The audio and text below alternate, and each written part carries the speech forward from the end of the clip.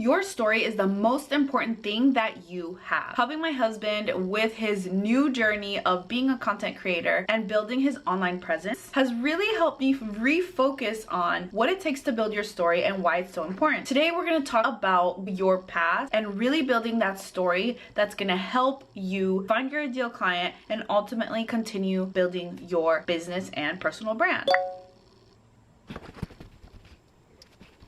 I think that's a little better. This exercise is going to give you that clarity, sharing your story, building that connection, and building your mission statement or your elevator pitch. The first way you're going to start building that story is looking into your past and asking questions like, what are 3 transitions that you went through that led you to where you are now? What are they and what did you learn from? I've written my story so many times because as I continue to evolve in business, that's how my story evolves. This story was actually the one from 2017. My 3 transitions were, number 1, when I was in my early 20s, I went through a horrible breakup. I was actually engaged to get married and it caused me to completely ruin my relationships. I had a really unhealthy emotional state, physical state, mental state, all of that. I really do believe that led me to number 2, which was my second transition. I wanted a revenge bod and I fell in love with fitness. In that love that I had for fitness, not only did I meet my husband, but I started my entrepreneurial journey. My third transition, when my gym was sold to 24 Hour Fitness, we decided to leave, got married, moved an hour away, and just really started over. Where does your story even start? Ask yourself, what am I building now? And what are the transitions that I have gone through that relate to where I am now? That was in 2017. My transitions are a little bit different. My first transition now is real estate / start of entrepreneurship. The second one is postpartum. One is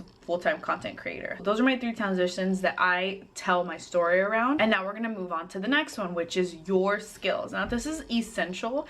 Going back to your story, sometimes we feel this imposter syndrome, like I'm not qualified to teach this, I'm not qualified to do XYZ, when in reality you are. But you need to go back to the following question. What have you learned over the years that has made you who you are now? What courses have you taken? What class certification, books, what mentors have you hired, virtually hired? Include literally everything. I was actually going through my old LinkedIn profile, scrolling all the way down. I found some certifications that I didn't even remember I had, including a HubSpot email marketing course, my very first social media course. Whether they were free or not, they helped me and they opened a whole nother door to continue falling in love with online marketing, online business, and eventually getting the paid courses and coaching that I got. Once you understand your transition and you write down your skill, the next thing you have to find out and really clarify your passion. Think about it. What is it that you really want to do? What excites you? What gets you up in the morning? Yes, you have to be qualified to do certain things. Now I get it. We are all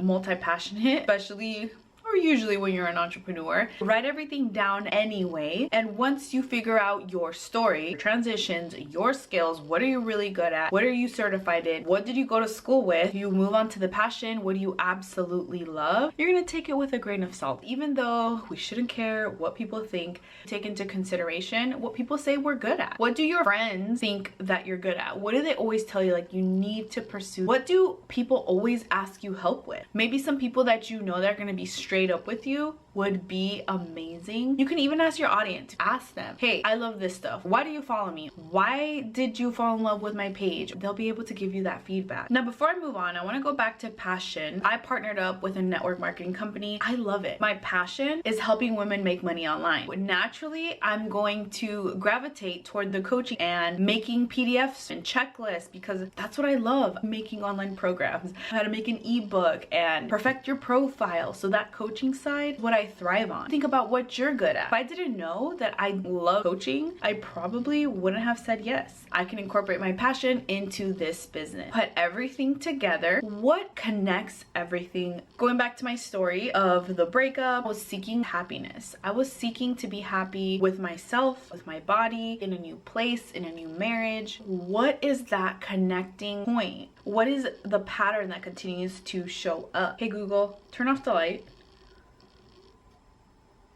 I fixed the light.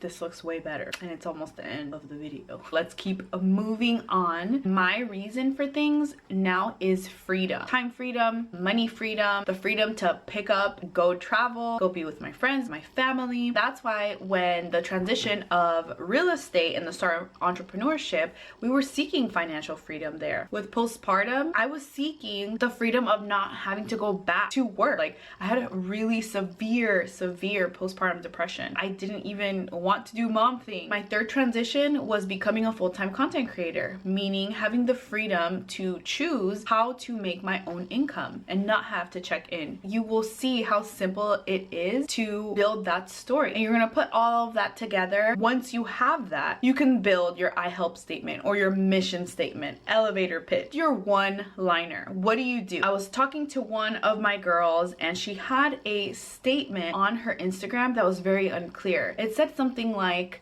I help your vision come to life. It could be a graphic designer, but it could also be a fashion designer. Your vision of designing your home. It could be so many different things. Be so clear with your I help statement. Do you help build beautiful websites? Do you help postpartum moms get confident again? I know that it's fun to be all cool and like, I help women feel spectacular and be their best selves. Spectacular can be in a dress, a facial, a massage, or a personal trainer. The clearer you are, the better. Donald Miller says, if you confuse, you lose. And you want to make sure to be as clear as possible. Now that you know your story, you know your one-liner, put it all together.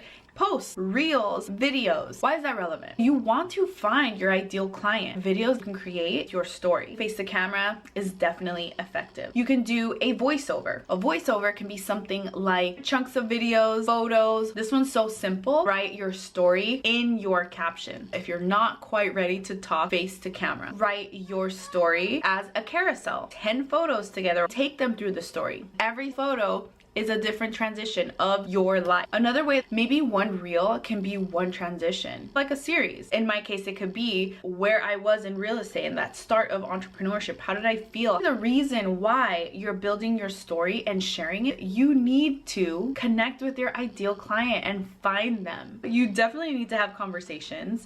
It's essential to marketing and building your personal brand. If you haven't watched my personal branding video, definitely check that out. It tells you the importance of building your personal brand, whether you're selling tortillas or chancletas or socks. You need a personal brand. How often should you be sharing your story? Your story is essential. I would say a minimum of weekly. Your story does not have to be tragic. You don't have to go through lawsuits or postpartum. My very first story in 2017, maybe a breakup wasn't a big deal to some, but it doesn't matter. It was my story. I still found my ideal client sharing that story. Now I feel all grown up. I have different aspects of my story, not having a bank account, lawsuits, real estate investments, crashes of businesses. My story is definitely a lot different than when it started, but it's still just as powerful. Be open to the fact that your story is going to merge. When you share your story, you can pin that up to the top, a post or a reel or a carousel.